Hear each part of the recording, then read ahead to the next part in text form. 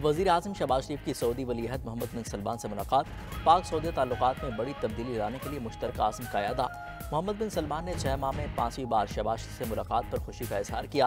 कहा, यह हकीकी मोहब्बत और बाहमी एहतराम का सबूत है। दोनों रहनुमाओं का सरमाकारी से मुतल्लिक़ यादाश्तों और माहिदों पर अमल दरामद की रफ्तार पर इज़हार इत्मीनान। बाहमी इक़्तिसादी, तिजारत और सरमाकारी के ताल्लुकात को मज़ीद फ़रोग़ देने का आज़म का अदा। सऊदी वलीअहद ने वज़ीर आज़म की दौरा पाकिस्तान की दावत कबूल कर ली।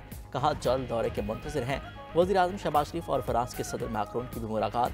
पाक फ़्रांस बाहमी ताल्लुकात बढ़ाने पर इत्तफ़ाक़।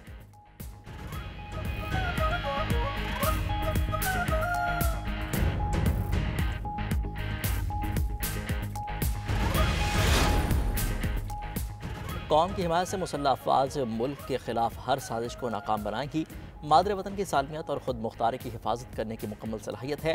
Army chief general Syed Asim Munir का जवानों से खिताब। सिपह सलार का नारोवाल और सियालकोट में फील्ड ट्रेनिंग मशकों का मुआयना। आर्मी चीफ ने मुमकिन खतरात का मुकाबला करने के लिए मुस्तकिल तैयारी को बरकरार रखने की अहमियत पर जोर दिया। ISPR के मुताबिक मशकों में आर्मर इन्फेंट्री और मैकेनाइज्ड इन्फेंट्री ने सलाहियतों का मुजाहरा किया। Artillery air defence, army aviation और anti tank guided missile units ने ऑपरेशंस किए।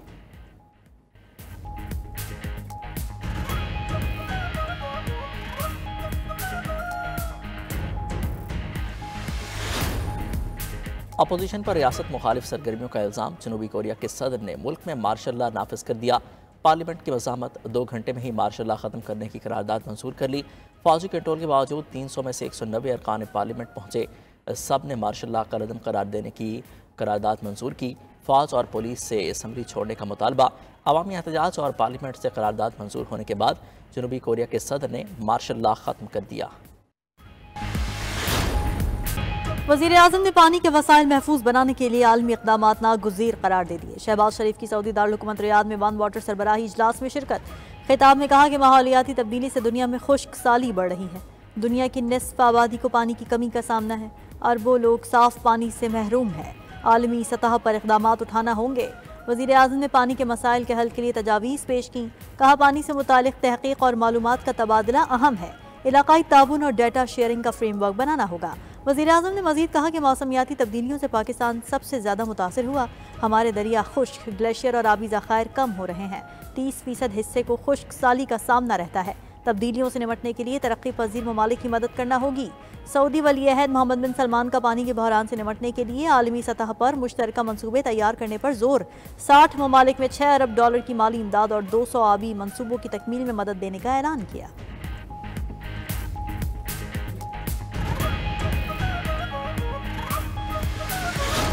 सियासी गंद है, उसको पंजाब से और पाकिस्तान से साफ किया जाए।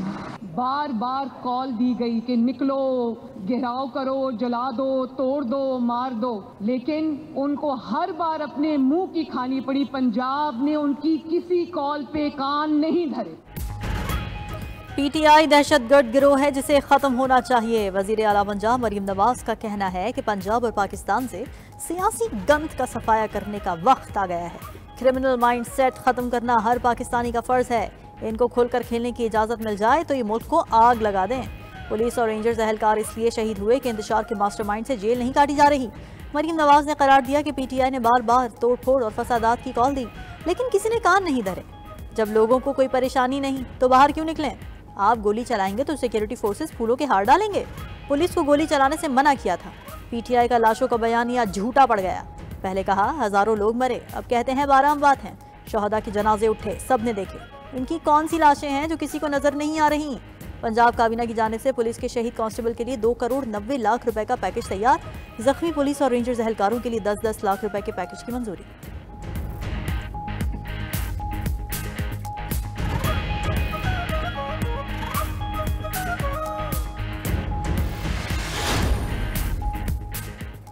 बानी पीचा ने कहा है आखिरी कार्ड बाकी है, अभी नहीं बताऊंगा। अलीमा खान की बानी से मुलाकात के बाद मीडिया से गुफ्तगू। बानी की सेहत से मुतालिक अफवाहों की तरदीद। कहा, बानी सानहडी चौक पर अफसरदा हैं, मकामी और आलमी सतह पर उठाने की हिदायत कर दी है।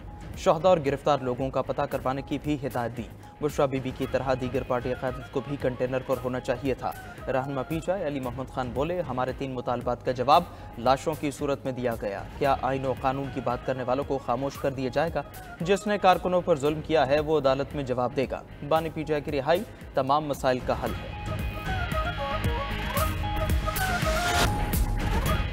फेक न्यूज पर 5 साल कैद या 10 लाख रुपए जुर्माना, दोनों सजाएं एक साथ भी हो सकती हैं।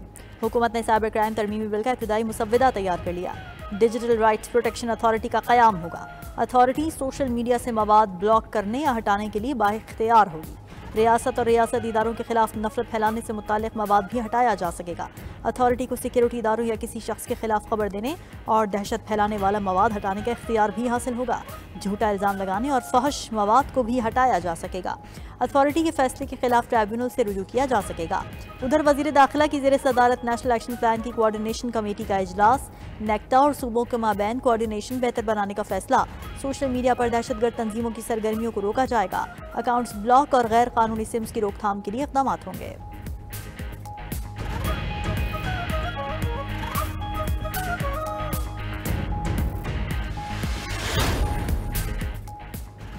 अपोजिशन लीडर उमर अयूब ने जुडिशल कमीशन के मेंबरशिप से इस्तीफा दे दिया। स्पीकर कौमी असम्बली को खत में अपनी जगह बैरिस्टर गौहर को नामजद कर दिया। कहा कि इसकी वजह से वो मुकम्मल तवज्जो नहीं दे सकते। उम्मीद है बैरिस्टर गौहर जुडिशल कमीशन के लिए बेहतरीन मेंबर साबित होंगे। कायदे हिज़्ब इख्तिलाफ उमर अयूब ने इस्तीफा स्पीकर कौमी असम्बली को भिजवाया।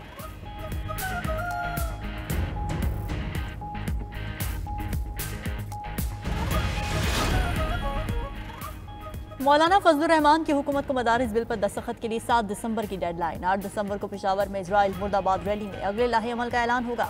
लाहौर में पार्टी रहनुमाओं से गुफ्तगू में फजलुर रहमान ने कहा कि हुकूमत ने अपनी मर्जी की कानून साजी कर ली, मगर पार्लियामेंट से मंजूर करदा हमारे बिल पर दस्तखत नहीं कर रही। अब मजीद इंतजार नहीं करेंगे।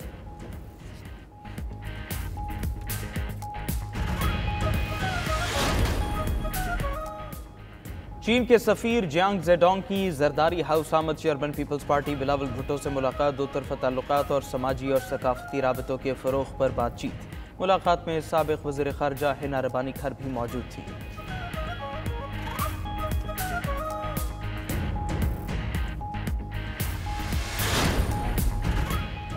ढाका में पाकिस्तानी हाई कमिश्नर सैयद अहमद मारूफ की बांग्लादेश नेशनल पार्टी की सरबराह खालिदा ज़िया से मुलाकात। दो तरफा बाहमी दिलचस्पी के उमूर और पाक बांग्लादेश ताल्लुकात पर तफसीली तबादला ख्याल। पाकिस्तानी हाई कमिश्नर ने खालिदा ज़िया की अयादत की। जल्द सेहतयाबी के लिए नेक ख्वाहिशात का इजहार किया।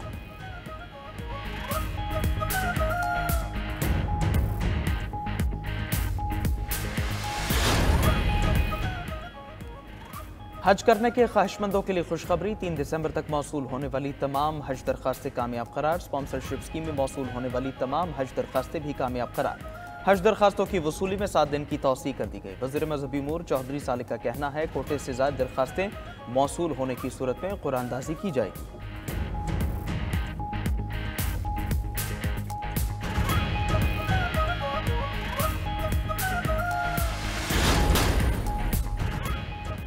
पंजाब में स्कूलों के औकात कार में तब्दीली। सुबह 8:15 से पहले स्कूल खोलने पर पाबंदी आए। इधर डीजी माहौलियात ने नोटिफिकेशन जारी कर दिया। स्कूल औकात में तब्दीली फौरी नाफिजुल अमल होगी। खिलाफ वर्जी पर कानूनी कार्रवाई होगी।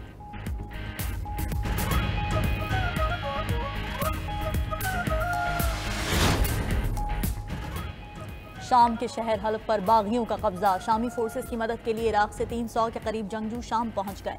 शामी और रूसी अफवाज पहले ही हलब, इदलिब और हमा में मुखालिफ ग्रुपों से नबर्दाजमा हैं। उधर अमेरिका ने शामी सदर बशार अल असद को पैगाम दिया है कि अगर वो ईरान से इत्तेहाद ख़त्म कर दे तो शाम से पाबंदियां हटाई जा सकती हैं।